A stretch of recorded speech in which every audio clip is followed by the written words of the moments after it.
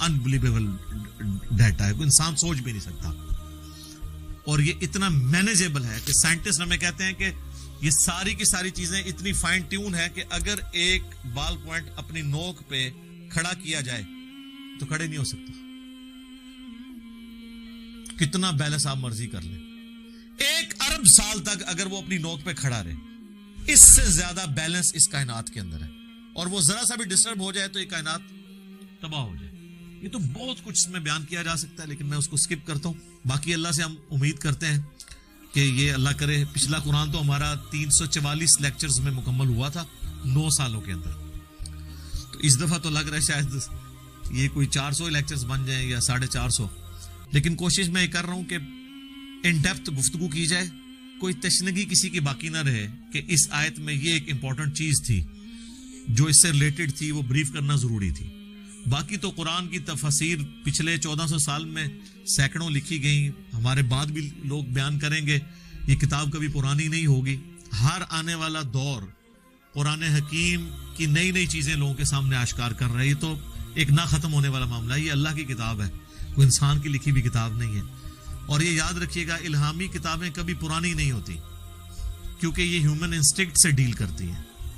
باقی آپ کوئی بھی کتابیں دیکھیں, کچھ عرصے بعد نئی تھیوری آ جائے گی, نئی ڈسکوریز آ جائیں گی, وہ چیزیں نئی نئی جو ہے وہ انوینشنز آ جاتی ہیں, پرانی ایبسلیٹ ہو جاتی ہیں. اب دیکھ لیں, ہم نے تو اپنی زندگی میں کئی چیزیں ایبسلیٹ ہوتے دیکھی ہیں.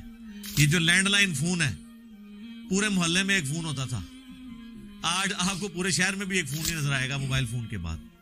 لیکن الہامی کتابیں پرانی اس لیے نہیں ہوتی کہ آج سے 10,000 سال پہلے کے انسان کی بھی ہیومن انسٹنکٹ وہی تھی جو آج ہے اور جو قیامت تک ہے, جو اللہ نے ہماری جبلت میں رکھی ہے. بیوی بچے ماں باپ, یہ معاشرہ, اس کے ساتھ کس طرح ڈیل کرنا ہے اور اس سسٹم میں رہتے ہوئے اللہ کو کیسے راضی کرنا ہے, یہ ایشوز ہمیشہ اسی طریقے سے رہیں گے. اس لیے الہامی کتابیں کبھی پرانی نہیں ہوتی. اور دیکھیں, آج بھی آپ کتاب پڑھتے ہیں تو لگتا ہے آج کی بات ہوگی.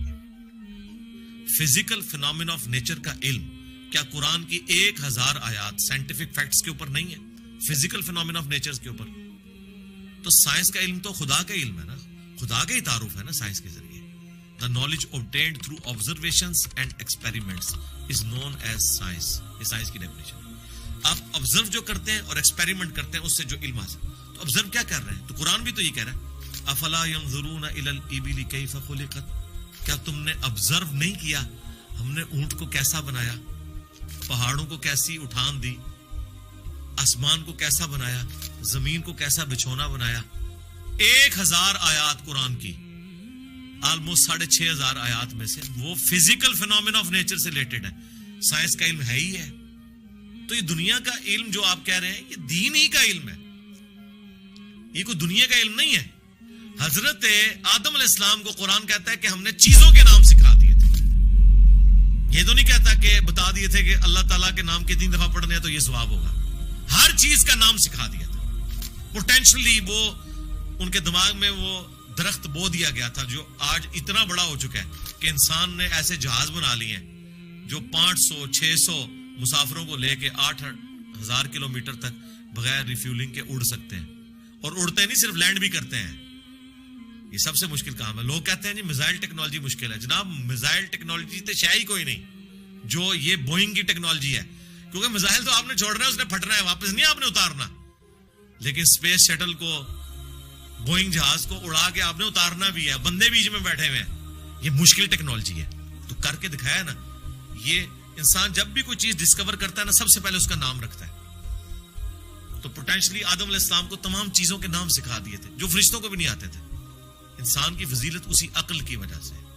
تو یہ کوئی دنیا کا علم نہیں ہے, یہ اللہ تعالی کا فعل ہے. یہ کائنات ہے کہ نہیں؟ قرآن اللہ کا کلام ہے اور کائنات اللہ کا فعل ہے. اللہ نے بنائی ہے نا, کریٹر نے. اللہ کے فعل کا علم حاصل کرنا, یہ دنیا داری کیسے ہو گئی؟ یہ دنیا داری اس صورت میں ہوگی جب اس کے بعد آپ خدا کو نہ پہچانے.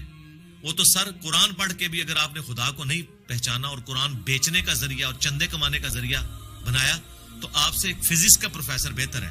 کم از کم اس نے خدا کی کتاب کو تو نہیں بیچا اپنے ذاتی فتووں کی خاطر. یہ تو بعد کے اعمال بتاتے ہیں کہ آپ اس میں سے نکال رہے ہیں.